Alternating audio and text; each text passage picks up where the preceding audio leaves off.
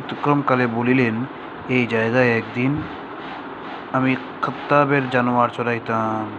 খোদার কসম, আমার জানা মতে সে অত্যন্ত কঠিন মেজাজ ও কঠোর ভাষী ছিলেন। আর আজ আমি উম্মতে মুহাম্মাদীর দায়িত্ব গ্রহণ করিয়াছি।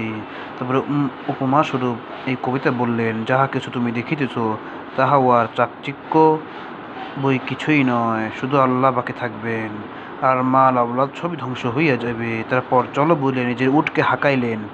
বর্ণিত আছে যে উমর রাদিয়াল্লাহু তাআলা আনহু বলিয়াছেন, আমি যদি দুইটি বাহন পাইতাম, একটি শূকরের ও অপরটি সবরের, তবে নির্দ্বিধায় যে কোনো একটিতে সওয়ার হয়ে যাইতাম।